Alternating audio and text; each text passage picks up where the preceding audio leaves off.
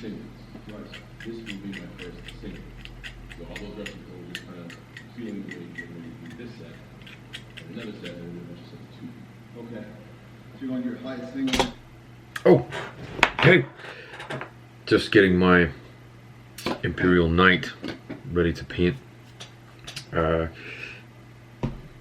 to show you the building process. Hopefully get it built or painted next time. Got 3 of them here, and we'll go through the process of making one together. So stick around and we'll show you what I've been up to so far. So yeah, these are the 2 boxes here, Armiger Warglaives and the Knight Preceptor Canis Rex.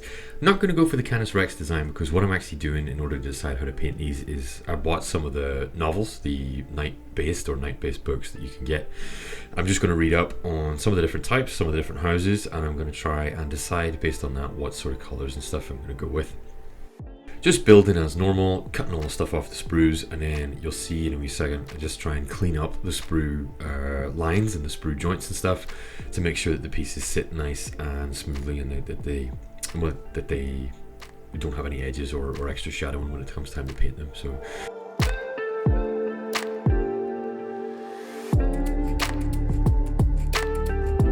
You can see here, yeah, the process of shaving off the sprue lines and stuff, basically just taking a craft knife and running it with the blade directly towards the piece and shaving it towards yourself. A lot of people will say you need to shave away from yourself, but in order to maintain proper control of the knife and minimize actual potential of hurting yourself, run the blade towards your cutting hand.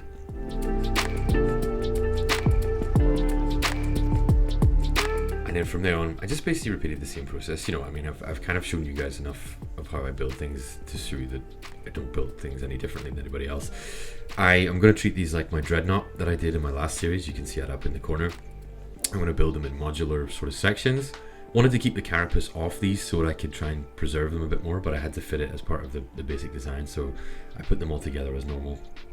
And I built all the pieces separately, and I'm going to paint them pretty much as they are here.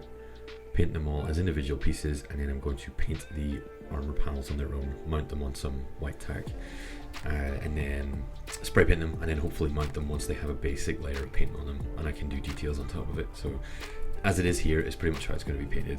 Then after that, I just went on to the Preceptor Canis Rex, started building the basic Preceptor sort of layout, which is pretty much the same for all the different subsets and stuff. So getting all the main pieces together.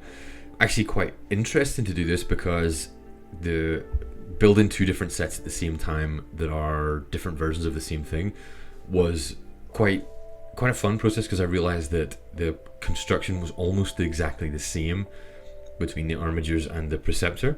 You had just a miniature version with fewer details to build whenever you came to the Armigers. So it was actually really, really fun to see how they kind of in many ways just scaled up the Armigers or scaled down the Preceptor in order to make the other model. So that was a really fun process of going through and seeing how that works.